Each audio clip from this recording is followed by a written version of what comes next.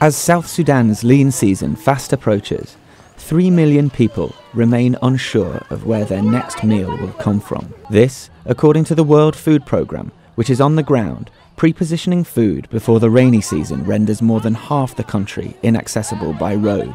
The 3 million people that we are trying to reach are not just statistics, they are people. And the challenge is, the longer this crisis goes forward, it is easy for the world to begin to think of them simply as a cost or as a statistic. But these are lives. These are people. WFP Chief Ertharin Cousin visited the war-torn African nation this week for a first-hand glimpse of the massive relief operation. 100,000 metric tons of food, 6,500 truck trips over a 3-month window. And what I am excited about is we have a program here that is not only planning to save lives by providing the food assistance and the nutrition assistance that is required, but also looking to ensure that we provide hope. An evocative and enduring way to remember a horrific tragedy. The Ark of Return, the permanent memorial to victims of slavery and the transatlantic slave trade, was unveiled at UN headquarters in New York. This poignant and powerful memorial helps us to acknowledge the collective tragedy that befell millions of people. It encourages us to consider the historical legacy of slavery, and above all, it ensures that we never forget.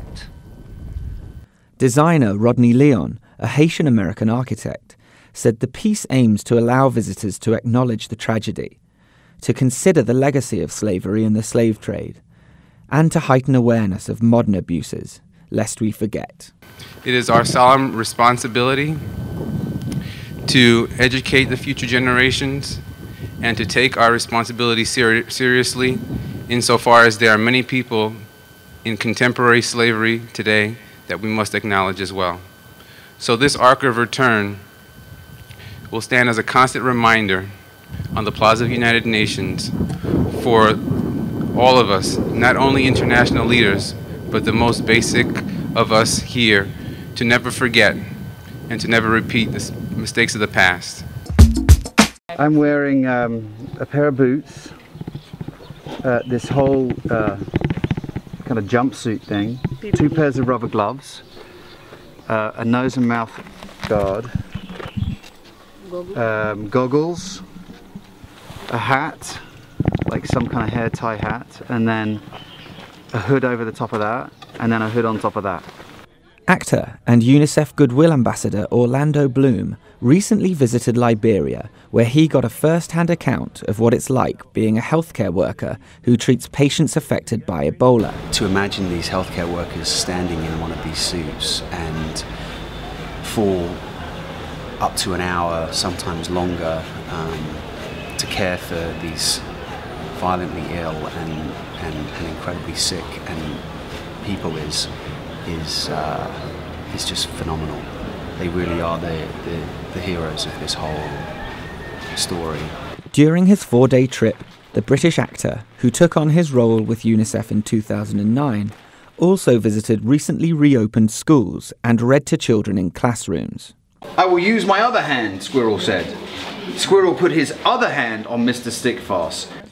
Touring communities affected by the deadly virus, Bloom praised their efforts for coming together.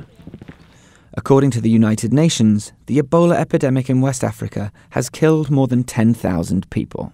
It's been incredibly inspiring to go into the communities and meet some of the leaders of the communities, to witness firsthand the way the communities have really pulled together to help eradicate Ebola.